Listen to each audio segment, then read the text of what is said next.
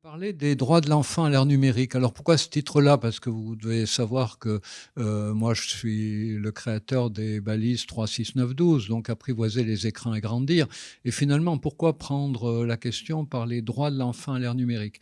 Ben, parce que ça permet, à mon avis, de contourner un certain nombre de discours catastrophistes, hein, et de mieux placer le projecteur sur les responsabilités parentales, non pas en termes d'interdiction, mais en termes de force de proposition, hein. Par exemple, non pas, il faut enlever les outils numériques pour que l'enfant dorme, mais l'enfant a besoin de sommeil, donc on va réduire les outils numériques. Voilà.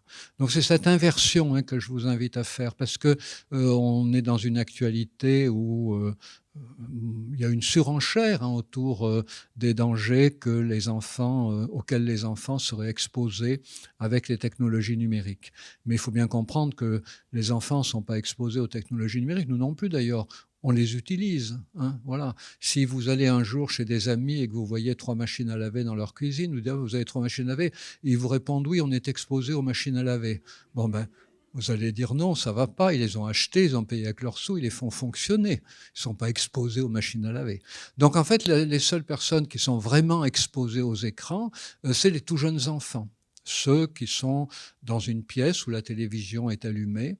Et vous savez d'ailleurs, sans doute que, ces recherches sur l'exposition des jeunes enfants à la télévision, c'est quand même le plus fréquent, hein. Bon, il y a des enfants qui utilisent le smartphone déjà, enfin pas qui utilisent, mais déjà auxquels on confie un smartphone à 2 ans, une tablette et cetera.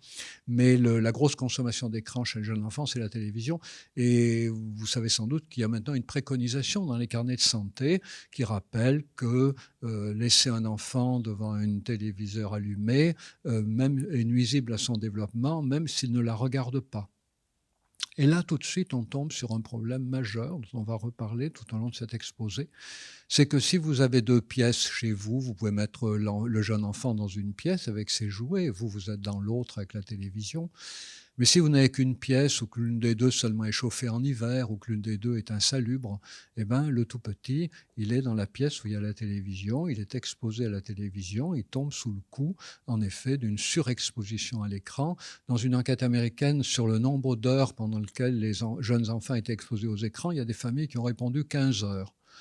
Alors, il y a des chercheurs qui ont dit: «Mais ils ont dû se tromper, ils ont dû mal lire le questionnaire». Non, pas du tout. Il y a des parents, chômage, solitude, ils se lèvent le matin, ils allument la télé et ils se couchent le soir, ils arrêtent la télé. Donc ça fait une quinzaine d'heures et si l'enfant tout petit, il est là dans la même pièce, en effet, il est exposé 15 heures. Voilà, donc ça veut dire, pour dire les choses très crûment, qu'on va s'apercevoir tout au long de cet exposé qu'il y a d'énormes inégalités sociales par rapport aux écrans et qu'aujourd'hui, c'est un problème bien aussi important, hein, que le fait de faire passer des messages de prévention. Les messages de prévention ne sont audibles que s'il y a des possibilités d'occuper les enfants autrement qu'avec les écrans. Et ça, aujourd'hui, c'est un gros problème dans beaucoup de familles. Des millions de pauvres en France, il ne faut pas l'oublier.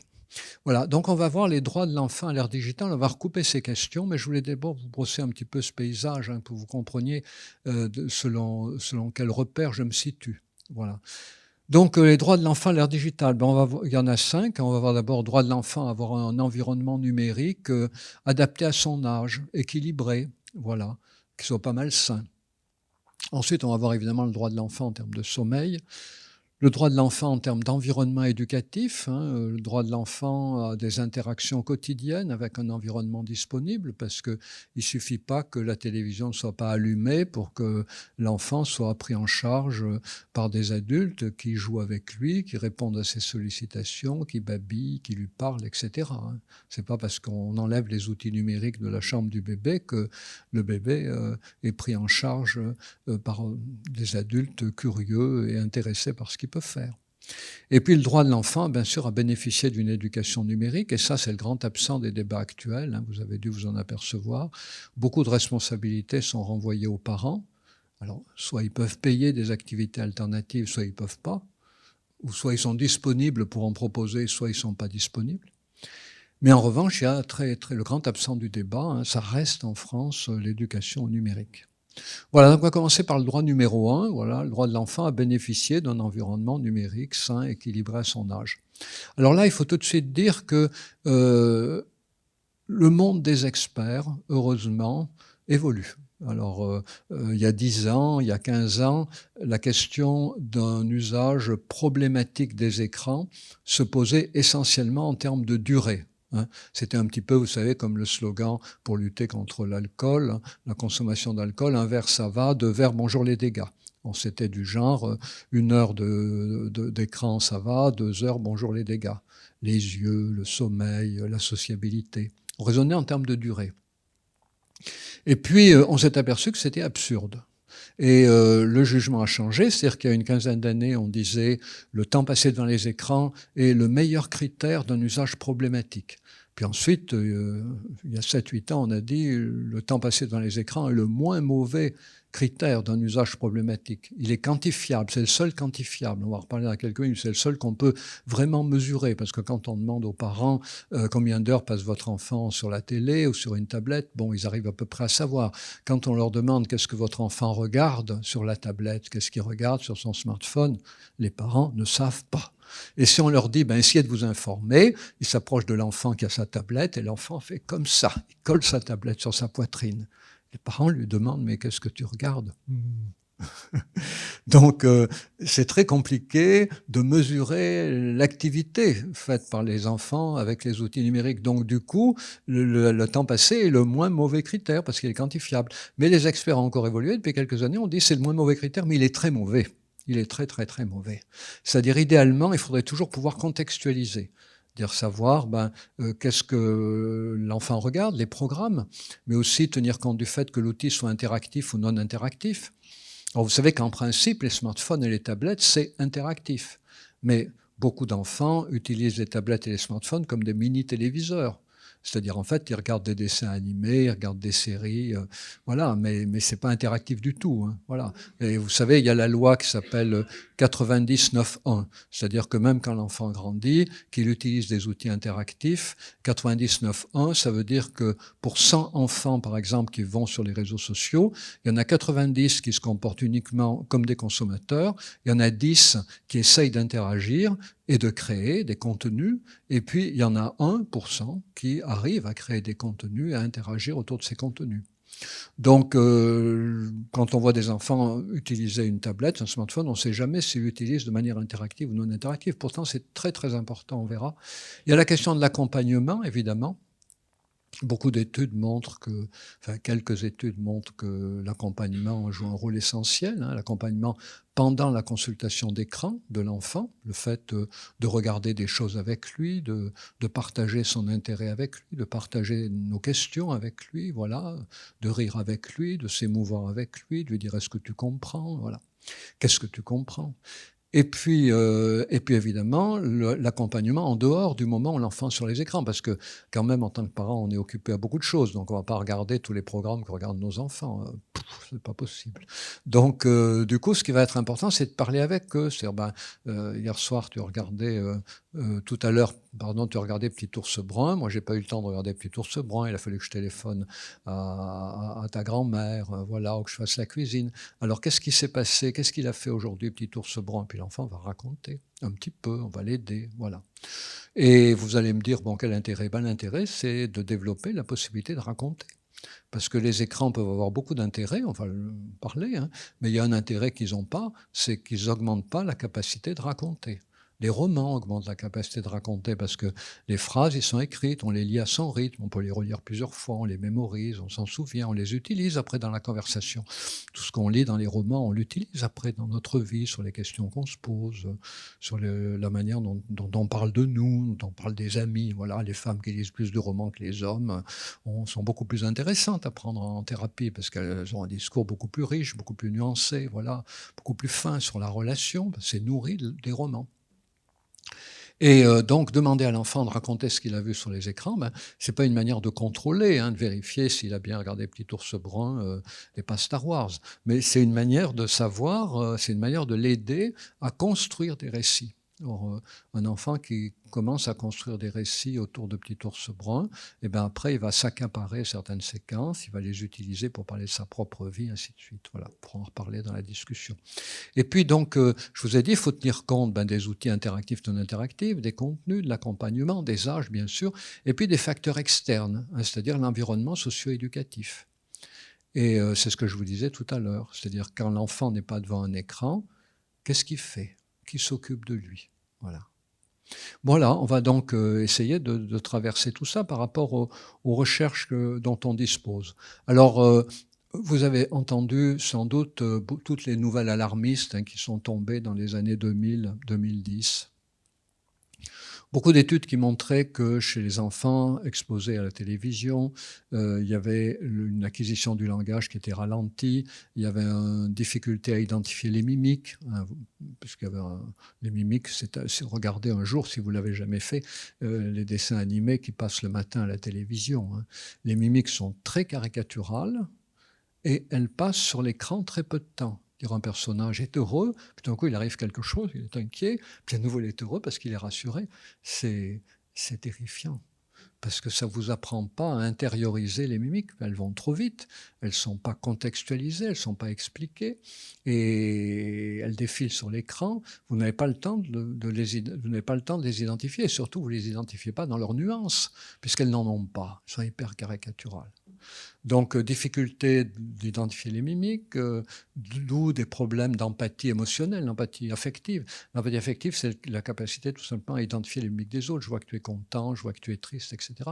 On s'aperçoit aujourd'hui qu'il y a de plus en plus d'enfants dans les établissements scolaires, y compris en 6e d'ailleurs, hein, pas seulement, y compris en élémentaire, en CP, pas seulement en maternelle, de plus en plus d'enfants qui ont de la difficulté à identifier les mimiques. Alors, si vous n'arrivez pas à identifier les mimiques des copains, ben vous êtes perdu, quoi. Vous les voyez, vous voyez un camarade qui a mal, vous pensez qu'il rigole, ou alors vous le voyez rigoler et vous pensez qu'il a mal. C'est pas possible. La seule solution, c'est de vous replier sur vous-même et de rester à la maison. Vous n'arrivez pas à interagir. On voit de plus en plus d'enfants qui ont de la difficulté à identifier les mimiques, et probablement la consommation de dessins animés le matin, il y est pour quelque chose, le matin ou le soir ou la journée. Et c'est pour ça qu'entre autres choses, parallèlement aux balises 3, 6, 9, 12, hein, vous avez probablement entendu parler en venant ici, j'ai créé une activité qui s'appelle le jeu des 3 figures, qui est menée en maternelle depuis 2006-2007, qui est maintenant intégrée dans un programme qu'on appelle phare de l'éducation nationale, hein, qui est un programme de lutte contre le harcèlement et développement du climat serein. Et cette activité s'appelle elle est menée par les enseignants après une formation spécifique de 1 année, et elle est centrée, pourquoi 3 figures? Elle est centrée sur les figures donc de l'agresseur, de la victime et du tiers, qui peut être simple témoin, redresseur de tort ou sauveteur. Le sauveteur attend que l'agresseur soit parti pour porter secours, alors que le redresseur de tort se jette dans la mêlée. Et on s'aperçoit dans cette activité jeu des 3 figures qui fait intervenir les mimiques, c'est une activité théâtrale, que les enfants ont besoin aujourd'hui de repères pour identifier les mimiques. Donc on utilise des pictogrammes, on fait des petites séances d'échauffement, on demande à un enfant de prendre une mimique fortement évocatrice d'une émotion, aux autres de deviner, etc. Voilà. Donc vous avez entendu parler de ces travaux, difficulté des enfants à identifier les mimiques en lien avec les écrans. Les capacités d'attention et concentration, toujours dans les années 2000, 2010, 2015, voilà, les capacités d'attention et concentration seraient réduites, la motricité sera empêchée, et il y aurait même une perte de ce qu'on appelle l'agentivité, c'est-à-dire le fait que les enfants seraient moins enclins à se considérer comme acteurs du monde. Passer beaucoup de temps devant un écran entraînerait les enfants qui sont beaucoup devant les écrans à se percevoir plutôt comme un acteur du monde. Consommation non interactive. Si vous êtes dans une consommation interactive, vous n'êtes évidemment pas vous êtes évidemment pas spectateur du monde. Il faut constamment créer le monde. Mais l'étude portait à cette époque-là sur l'outil principal, la télévision. Et donc toutes ces recherches très alarmistes dont vous avez entendu parler, aujourd'hui, elles ne sont pas niées, mais elles sont relativisées. Alors tout d'abord, on s'est aperçu que, enfin on ne s'est pas aperçu, mais il a été dit clairement, parce que c'était un peu passé sous silence, il a été dit clairement que c'était des études de corrélation et pas des études de causalité. Qu'est-ce que ça veut dire? Corrélation, ça veut dire que des chercheurs découvrent que 2 séries d'éléments, l'élément A ou la série d'éléments A et la série d'éléments B, hein, sont corrélés. C'est-à-dire il y a un lien significatif entre ces deux éléments quand on fait des statistiques. Mais ça ne veut pas dire qu'il y a forcément une relation de causalité, et encore moins dans quel sens elle fonctionne. Si les éléments A et B sont liés, l'élément A peut causer l'élément B, mais l'élément B peut aussi causer l'élément A, ou bien les deux éléments A et B peuvent être liés à un troisième élément C, que les chercheurs n'ont pas encore identifié, qu'ils n'ont pas eu l'idée de chercher. Et puis, les corrélations entre deux éléments A et B peuvent être liées tout simplement au hasard. Voilà, et il y a quelques exemples célèbres de corrélations liées très probablement au hasard. Donc on s'est aperçu qu'il fallait relativiser ces études parce qu'elles n'étaient pas forcément des études de causalité. Il fallait réserver la question de la causalité. Et maintenant, d'ailleurs, les chercheurs sont beaucoup plus prudents. Par exemple, une récente étude qui montre menée en Corée, qui montre que les pré-ados qui utilisent beaucoup leur smartphone ont des capacités d'attention-concentration moindres. Alors évidemment, la tentation, c'est de dire c'est la faute au smartphone. Plus ils utilisent leur smartphone, moins ils ont de capacité d'attention-concentration. Mais à la fin de leur article, les chercheurs disent, il y a deux hypothèses. Soit ils utilisent beaucoup leur smartphone et donc du coup, ils ont moins de capacité d'attention-concentration, ou bien peut-être, c'est parce qu'ils ont de la difficulté à se concentrer, pour des raisons encore inconnues, peut-être en partie génétiques, parce qu'ils ont beaucoup de difficultés à se concentrer, ils relancent constamment leur attention avec leur smartphone. Parce que sur un smartphone, on peut constamment faire jaillir des trucs nouveaux qui attirent notre attention. Vous voyez, donc aujourd'hui, les chercheurs sont vraiment beaucoup plus modestes là autour. Et puis donc, deuxième série de réserves sur ces travaux, c'est qu'aujourd'hui, on raisonne beaucoup moins en termes de substitution. C'est-à-dire que l'approche en termes de substitution, c'est une approche qui dit, voilà, plus un enfant reste devant la télévision, et vous avez ça probablement entendu, plus un enfant reste du temps devant la télévision, et plus ce temps lui est ôté, lui est enlevé, pour des activités qui favorisent son développement, comme l'échange avec des adultes curieux, attentifs, des échanges de mimiques, des échanges de gestes, des petits jeux, des paroles, des échanges de paroles. Voilà. Ça, c'est la théorie de la substitution. Le problème, c'est qu'on s'est aperçu qu'elle ne marche pas, la théorie de la substitution. Pourquoi? Parce qu'il y a des enfants qui sont beaucoup devant les écrans, mais dès qu'ils ne sont plus devant les écrans, il y a quelqu'un pour s'occuper d'eux. Et donc, du coup, le temps qu'ils passent devant les écrans est largement compensé par le fait que quand ils ne sont pas devant, il y a quelqu'un pour s'occuper d'eux, parce que les journées, c'est long. Et puis, il y a des enfants qui sont beaucoup devant les écrans, puis quand ils ne sont pas devant les écrans, il n'y a personne. Puis, il y a des enfants qui sont très peu devant les écrans, mais il n'y a jamais personne pour s'occuper d'eux. Ce qui veut dire qu'en termes d'interaction, c'est zéro. Alors, effectivement, ils ne sont pas devant les écrans, mais en termes d'interaction, c'est zéro. Et puis, il y en a qui sont très peu devant les écrans, mais alors là, ils ont des programmes de Premier ministre, comme on dit, c'est-à-dire ils sont occupés toute la journée. Silicon Valley, donc les enfants sont occupés toute la journée. Les parents sont assez riches, voilà, ils payent des coachs dans tous les domaines, voilà, des enseignants privés, voilà, les enfants ont des animaux domestiques, un cheval, voilà, ils ont tout. Alors, ils ont tellement tout qu'ils sont très peu sur les outils numériques, c'est vrai. Mais est-ce que c'est parce qu'ils sont très peu sur les outils numériques qu'ils se développent bien, ou est-ce que c'est parce qu'ils ont tout le reste? Moi, je dis c'est parce qu'ils ont tout le reste. Voilà. Et donc, du coup, vous voyez, l'idée, c'est pas d'enlever à nos enfants les outils numériques, c'est de faire en sorte qu'ils disposent d'un petit peu de ce dont disposent les gosses de riches de la Silicon Valley. Qu'ils en disposent d'un petit peu. On va demander qu'ils aient tous un cheval, un hippodrome. On va demander que leurs parents privatisent la pizzeria quand ils les emmènent le week-end. On ne va pas demander tout ça. Ça serait utopique. Mais au moins demander que peut-être tous les lieux sportifs soient ouverts le samedi et le dimanche. Que les écoles soient ouvertes le samedi et le dimanche pour les enfants qui ne savent pas où jouer. Voilà. Donc, vous voyez, ça, c'est des choses sur lesquelles il faut être très vigilant parce que, vous voyez, ce n'est pas la faute aux écrans si beaucoup d'enfants sont dessus. C'est parce qu'il n'y a pas d'alternative. Et ça, c'est la fin de la théorie de la substitution qui dit que dès qu'un enfant est devant un écran, on lui enlève quelque chose. Non, beaucoup d'enfants, s'ils sont devant un écran, on ne leur enlève rien, parce que si on leur enlève l'écran, il n'y a rien d'autre. Voilà.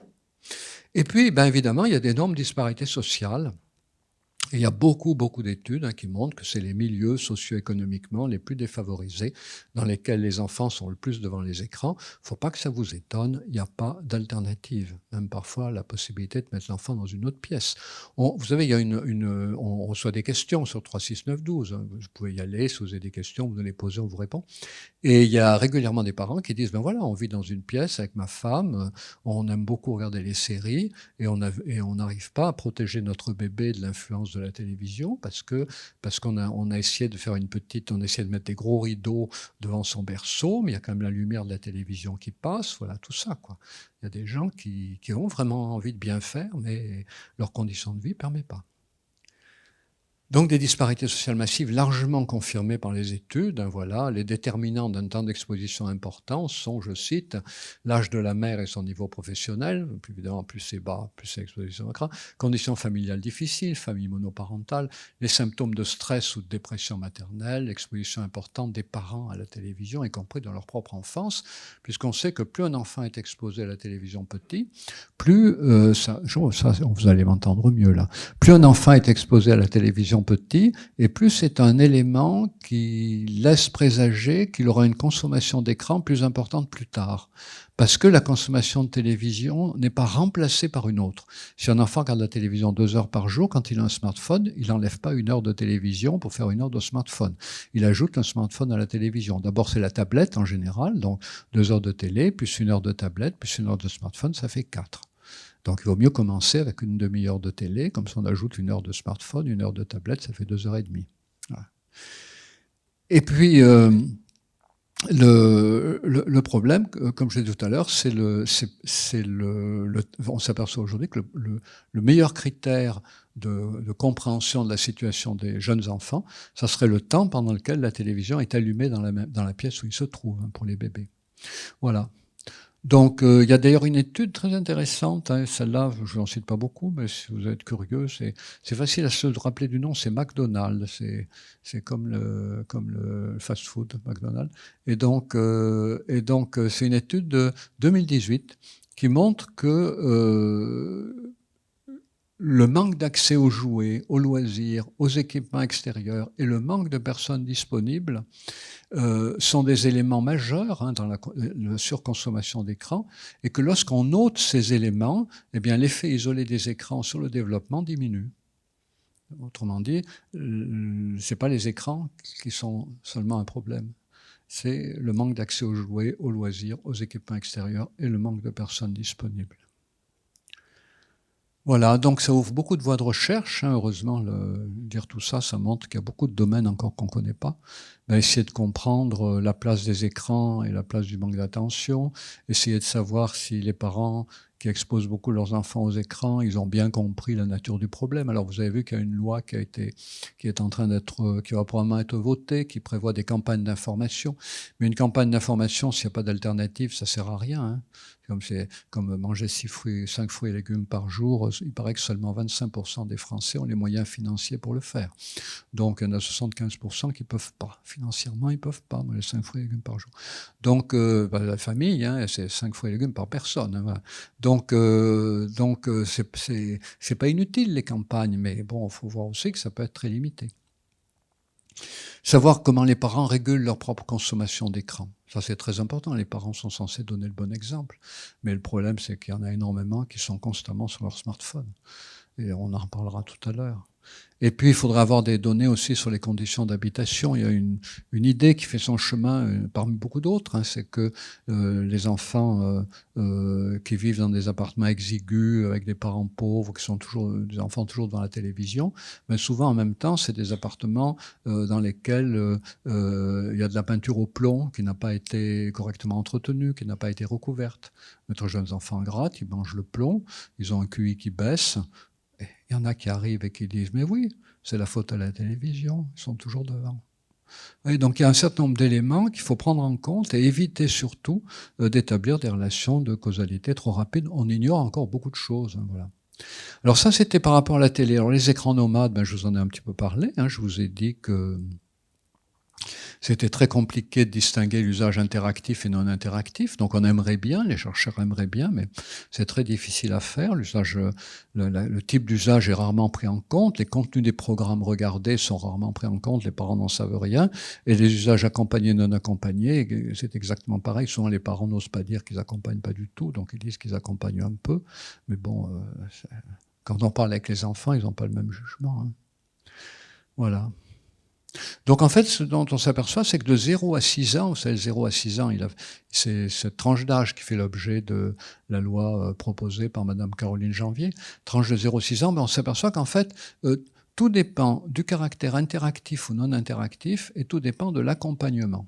Alors évidemment, le temps d'écran joue un rôle, mais au moins autant, caractère interactif ou non interactif, et l'accompagnement. Voilà, et de 6 à 12 ans,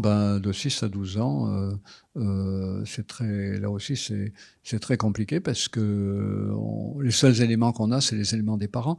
Et donc souvent aussi on demande aux parents, depuis que votre enfant a un smartphone, est-ce qu'il va mieux, est-ce qu'il va moins bien?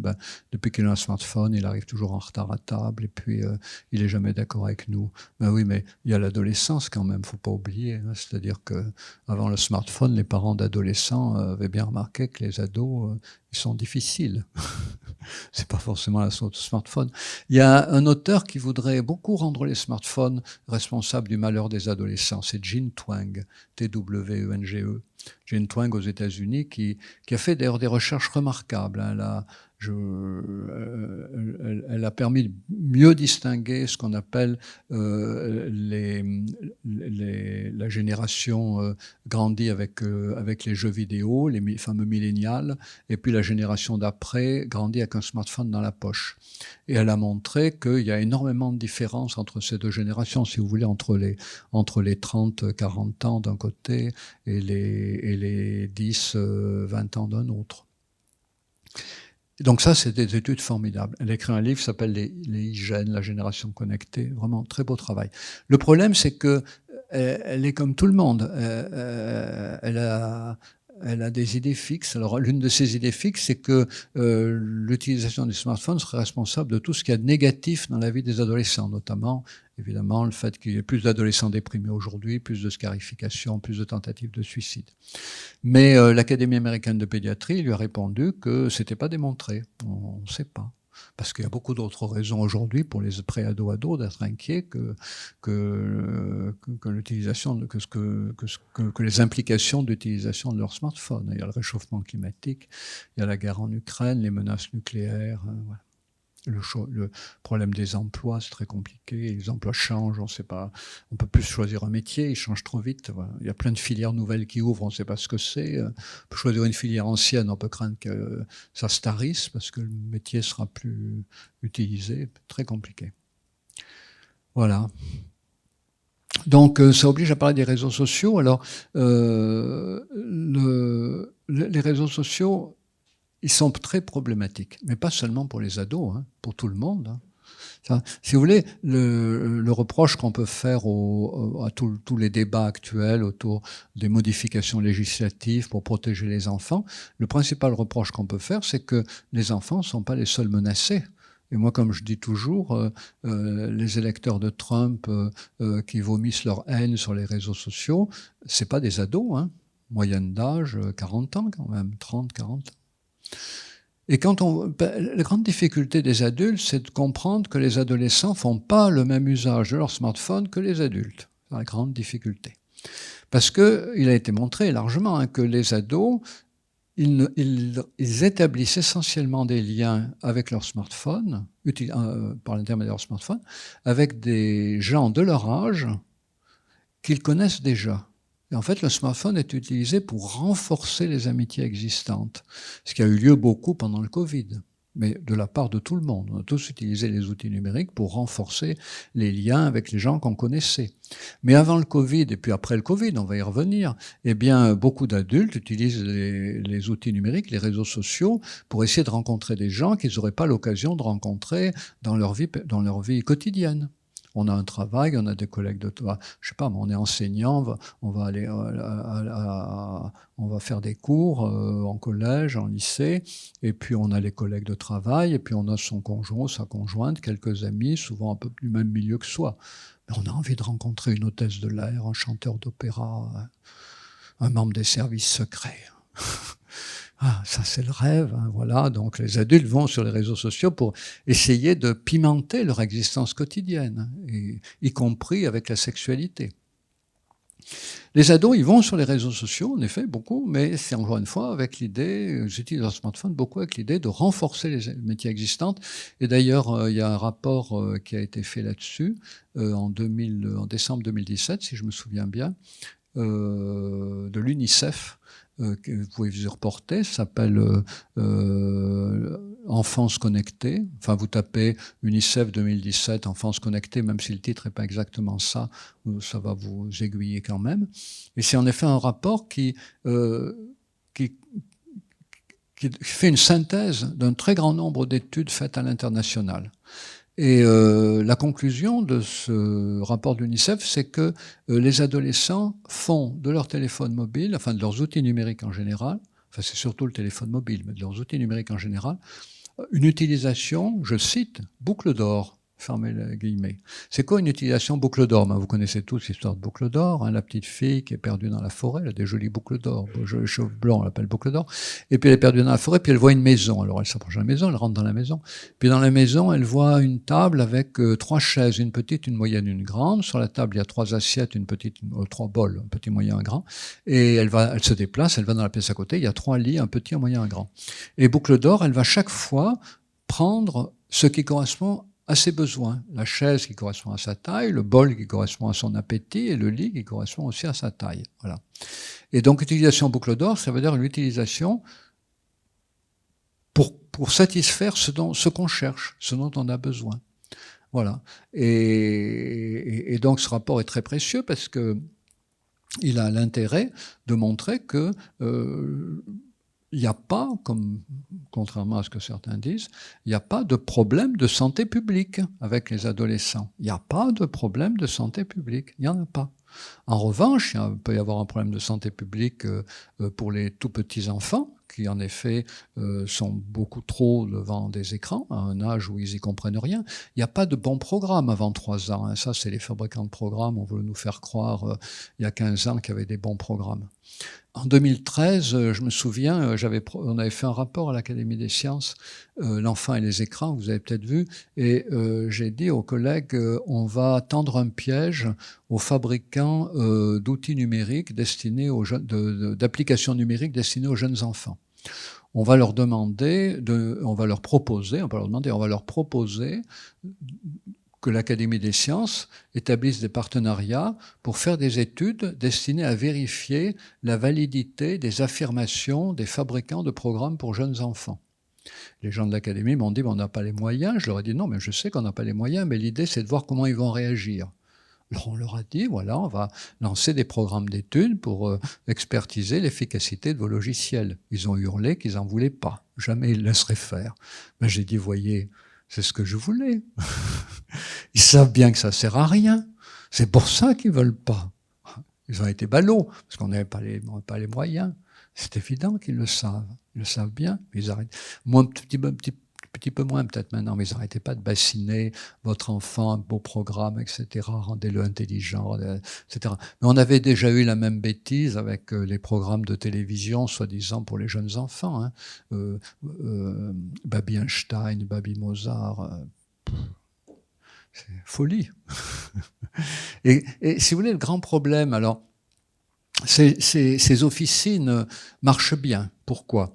Parce que si on est scientifique et qu'on dit on voudrait quand même expertiser Baby Mozart et Baby Einstein, alors il faut trouver des crédits, ça prend 1 an ou 2 en France, aux États-Unis c'est plus rapide, en France c'est très long.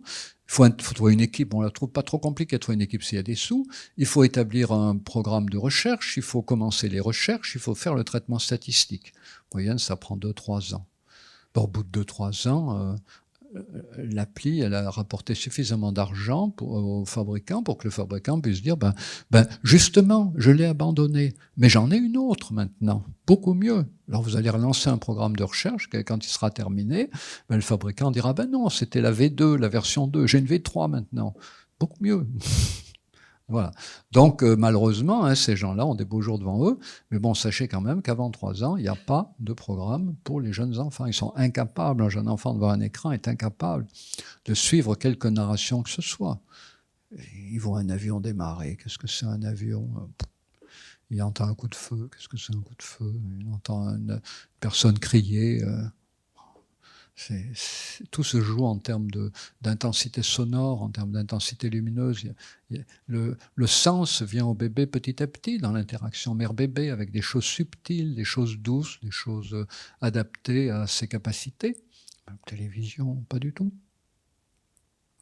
Voilà, donc pour les adolescents, non, il n'y a pas de problème de santé publique, il faut les cadrer, il faut limiter les temps de consommation à des horaires raisonnables, on va en parler concrètement dans quelques minutes, mais en revanche, non. Par contre, pour les très jeunes enfants, oui, oui, mais et la question des algorithmes, elle concerne tout le monde. Voilà. Et donc les jeux vidéo, vous avez aussi entendu beaucoup parler des jeux vidéo. Alors vous avez remarqué d'ailleurs qu'il y a moins de dénonciation des jeux vidéo maintenant qu'il y a quelques années. Il y a même des programmes, il y a même beaucoup de journaux disent finalement les jeux vidéo c'est pas si mauvais que ça. Voilà. Puis rappelez-vous quand même, l'Organisation mondiale de la santé pendant le confinement, elle a dit jouer aux jeux vidéo. Ça c'était très inattendu. Parce que le grand risque, la grande inquiétude de l'Organisation mondiale de la santé et de beaucoup de gens, de beaucoup de chercheurs, c'est beaucoup de médecins, beaucoup de gens de la santé. La grande inquiétude, c'était que tous les gens tout seuls chez eux soient confrontés à l'angoisse du vide. Vous savez, il y a très peu de gens qui sont capables, comme on dit, de se tenir compagnie à eux-mêmes. Tout seul, toute la journée, vous ouvrez un livre, il vous tombe des mains. Vous allumez la télévision pour vous endormir devant. C'est pas stimulant. Vous faites la cuisine, mangez trop. Donc, jouer aux jeux vidéo, parce que c'est vrai que les jeux vidéo, c'est captivant. Donc on peut oublier qu'on a faim quand on joue à un jeu vidéo. Donc c'est bien. Ça compense si on a trop mangé à un autre moment. Donc en plus c'est interactif parce qu'on peut rentrer en contact avec d'autres par les jeux en réseau, voilà, en ligne, voilà. Donc et si vous voulez être en lien avec des gens par les outils numériques, on sait à quel point c'est frustrant quand on parle un petit peu de sa vie. Quand on est avec quelqu'un, ça va, c'est chaud la présence humaine, on est dans un café, on est chez soi, on boit un thé. Bon, il y a un moment de silence, on regarde ailleurs, puis tiens, il y a le chat qui passe, on parle du chat. Mais quand on est en visio, très vite, on ne sait plus quoi se dire. Parce qu'il n'y a pas cette présence, ces regards qui se croisent, ces corps qui bougent, voilà. Si on dit, tiens, je vais faire un café, c'est pour moi mon café. Fais-toi un café pendant que je me fais un café. Bon, on ramène chacun son café. Mais c'est pas pareil que si on va faire un café et puis qu'on ramène et qu'on le partage. Voilà. Donc, la visio, ça a fonctionné un petit peu, puis très vite, les gens ils ont été angoissés, voilà, et on l'a vu en thérapie, tous les gens angoissés par la visio. Puis les entreprises aussi l'ont vu, avec l'idée de substituer la visio aux rencontres en présence physique. On s'est aperçu que les entreprises, ça ne marchait pas vraiment bien. Et d'ailleurs, peut-être vous avez vu qu'aujourd'hui, pour le télétravail, ce qui est conseillé par, je ne sais plus quel organisme qui a fait une étude là-dessus, c'est 2 jours par semaine, pas plus, pas plus. 3 jours en présentiel, 2 jours en distanciel. Sinon, les gens perdent le contact de proximité, le contact physique, le goût de l'autre. Ils perdent le goût de l'autre, pour employer le nom d'un film, ils perdent le goût de l'autre. Voilà. Donc, les jeux vidéo, on s'est aperçu que ça n'avait pas que des inconvénients pendant le Covid. Mais en effet, il y a eu des études qui montrent que dans certains jeux vidéo, on peut commencer par être dans la compétition, vouloir être le meilleur, ça peut arriver, mais enfin, si on veut être le meilleur dans les jeux vidéo, c'est qu'on veut un peu être le meilleur partout, ça c'est un problème. Voilà. Mais sinon, il était montré que les gens peuvent se mettre à parler de tas de choses dans les jeux vidéo. Il y a toujours des moments où on peut discuter, on peut rencontrer des gens, voilà. Et puis, et puis la question de la violence dans les jeux vidéo, aujourd'hui, elle est aussi beaucoup débattue parce que, alors pour deux raisons principales. La première raison, c'est que quand on offre la possibilité dans des jeux vidéo à des joueurs d'être soignants, ben, il y a pas mal de volontaires quand même. Il n'y en a pas beaucoup, il y a moins de soignants que de combattants. Ben, vous allez me dire heureusement, parce qu'il y a plus de soignants que de combattants. Ça serait des ratios que même l'armée n'applique pas. C'est normal qu'il y ait plus de combattants que de soignants. Mais il y a des gens, on peut être soignant. Ben, ça attire ça attire un certain nombre de joueurs, hein, et qui peuvent être d'ailleurs parfois combattants, parfois soignants. Et donc du coup, aujourd'hui, ce qui est invoqué dans les jeux vidéo, c'est que justement, c'est pas assez réaliste. C'est pas que c'est trop réaliste, c'est que c'est un réalisme de fiction. C'est-à-dire que vous allez dans un combat, vous êtes blessé, l'écran devient rouge, 2 secondes après il est rose, et 4 secondes après vous êtes guéri. Ben ça évidemment, c'est pas réaliste. Donc, il y a eu il y a quelques années un jeu Full Spectrum Warrior, je crois, qui était très réaliste quand c'était des escouades, hein, comme toujours, je ne sais pas si ça s'appelle des escouades, des petits groupes de 7-8 soldats ensemble, et quand il y en avait un qui était blessé, il fallait absolument que les autres le fassent soigner, donc le prennent, le portent au point de secours le plus proche, qui était repéré par GPS, voilà. Et on pouvait se faire attaquer quand on emmenait le soldat blessé. Et si un soldat du groupe mourait, on avait perdu. Pas eu de succès du tout. Pas de succès du tout. Trop réaliste. Non, le problème, c'est que c'est pas que les jeux vidéo soient trop réalistes, qu'ils ne soient pas assez. C'est ça. Vous lâchez un fusil pour prendre un truc extrêmement lourd et puis vous sautez avec de 2 mètres de haut. Je serais mort, moi, déjà depuis longtemps. Mais bon, dans les jeux vidéo, tout. Donc voilà. Et c'est bien en même temps, parce que bon, ça permet à des gens de s'amuser. Mais vous voyez, la question de la violence dans les jeux vidéo, elle est aussi aujourd'hui renvoyée aux fabricants de jeux pour qu'ils permettent de proposer dans les jeux aux joueurs qui le souhaitent des alternatives non violentes. Voilà. C'est-à-dire, par exemple, on est 3 à s'enfuir, on est poursuivi par des monstres, un de nous 3 est blessé. Le jeu actuellement, il vous propose 2 solutions. On l'abandonne, ou on le tue. On l'emmène pas, c'est pas prévu.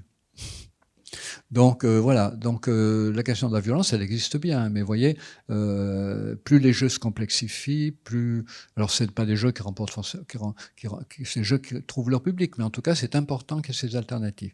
Puis ce qui a été montré aussi, c'est que dans les jeux violents, tous les jeux violents aujourd'hui sont des jeux collaboratifs. Tous les jeux en vidéo sont des jeux collaboratifs.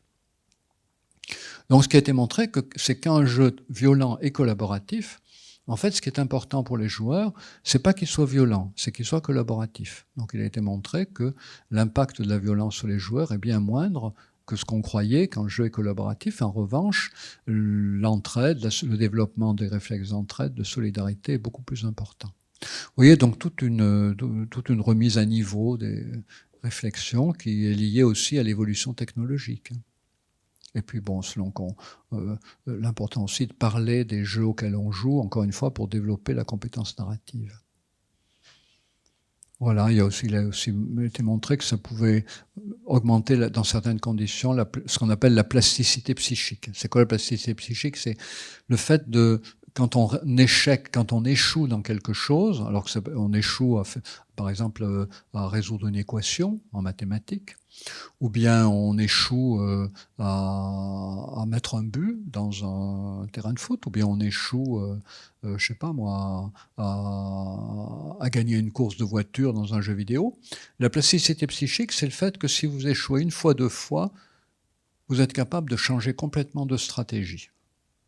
Or, beaucoup de gens s'enferment dans la même stratégie. Ils se disent, j'ai pas dû aller assez vite. Ils prennent la même stratégie, essayent d'aller plus vite.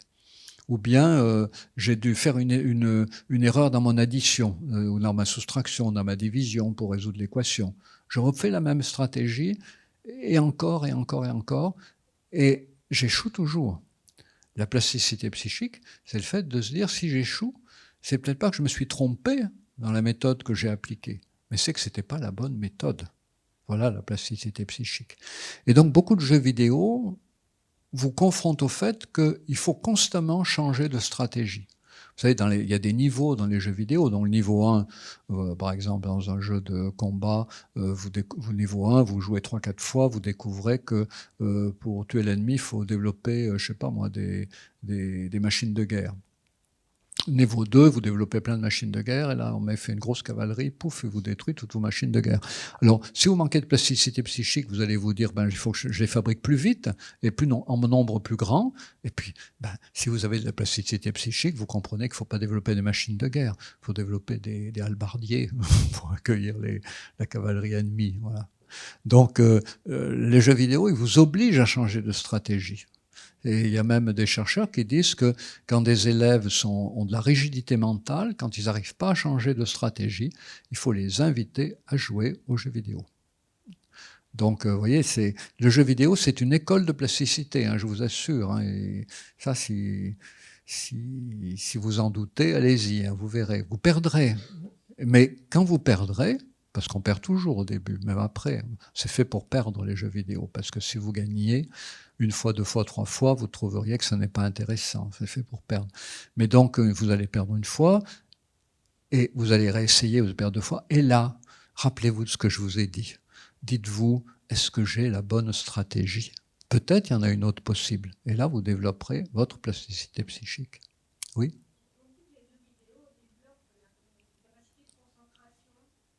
Alors, c'est une très bonne question. C'est plus compliqué. C'est pas plus compliqué que ça, mais il faut, pour comprendre la réponse à votre question, il faut prendre en compte qu'il existe 2 formes d'attention-concentration chez l'être humain, et non pas une seule, comme on a cru souvent.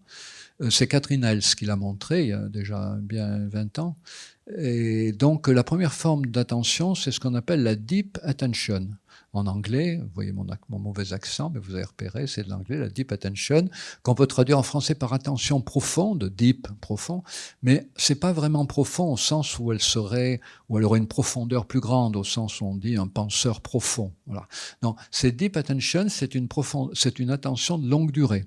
Et c'est l'attention qui est développée dans la lecture, mais c'est aussi l'attention qui est développée dans le bricolage. Quand vous commencez à faire du bricolage, et puis que tout d'un coup vous dites « Oh là là, ça fait 4 heures que je bricole, je n'ai pas vu le temps passer ». C'est toutes les fois où on est absorbé par quelque chose. Ça peut être la lecture, ça peut être l'écriture, ça peut être la peinture, ça peut être le bricolage. Chaque fois que vous êtes absorbé par quelque chose. Ça, c'est la deep attention, c'est l'attention de longue durée. Et puis, pendant longtemps, c'est la seule qui était prise en compte. On apprenait aux enfants à lire, à apprendre des textes par cœur, à les réciter. On a développé la deep attention. Et puis, avec les jeux vidéo, il y a eu une panique, hein, il y a 20 ans dans le milieu éducatif. On s'est dit, ben, les enfants, ils passent d'un truc à un autre, ça change constamment, ils développent plus l'attention. Ben, si, ils développent une deuxième forme d'attention qu'on appelle l'hyperattention, qui est une attention à la fois très concentrée et en même temps dispersée. C'est-à-dire qu'il faut être attentif à beaucoup de choses en même temps, et il faut y être attentif de manière très pointue. Et ça, c'est sur des très courtes périodes. Et ce que les jeux vidéo ont justement fait découvrir, c'est ce qu'ils ont apporté de nouveau, c'est qu'avec les jeux vidéo, il existe maintenant un support qui apprend aux enfants l'hyperattention. Traditionnellement, les enfants n'apprenaient que la deep attention. On les faisait dessiner, pendant 1 heure, vous allez dessiner, voilà, puis quand on dessine, nos enfants, on peut y passer 2 heures, on peut le temps passer. La lecture, encore une fois, le dessin, le pliage, le découpage, le collage, deep attention. Et il n'y avait pas d'outils qui permettent aux enfants de développer l'hyperattention. Et dès que les jeux vidéo sont apparus, on s'est aperçu qu'ils développaient l'hyperattention. Parce que dans un jeu vidéo, souvent, il faut faire attention à beaucoup de choses en même temps. Dès que vous êtes dans un jeu d'affrontement, ben, il faut préparer vos coups, mais aussi regarder les coups de l'adversaire. Il faut gérer votre ville et apprendre à la protéger, mais il faut construire une armée pour attaquer aussi la ville ennemie, parce que si vous faites que protéger votre ville, ben, tôt ou tard, l'ennemi vous détruira. Mais si vous lancez votre armée à l'attaque de la ville ennemie sans protéger votre ville, dès que vous aurez sorti votre troupe de votre propre ville, l'ennemi sortira de la sienne, et viendra détruire la vôtre. Donc voilà. Et donc du coup, cette forme d'hyperattention, aujourd'hui, elle est beaucoup prise en compte. Et le problème, c'est qu'il ne faudrait pas qu'elle remplace la deep attention. C'est-à-dire que tout le problème aujourd'hui, c'est qu'il ne faudrait pas qu'on ait des enfants qui ne soient capables que d'hyperattention. Parce que c'est très important d'avoir aussi de la deep attention et de l'attention profonde. Donc aujourd'hui, le but de l'institution scolaire, puisque l'hyperattention est développée parallèlement à l'institution scolaire, le but de l'institution scolaire, c'est à la fois de continuer à développer la deep attention et en même temps de faire en sorte d'exploiter cette nouvelle forme d'attention, l'hyperattention, qui n'a jamais reçu d'exploitation dans le système scolaire, alors qu'aujourd'hui, elle est développée chez les enfants par les outils numériques.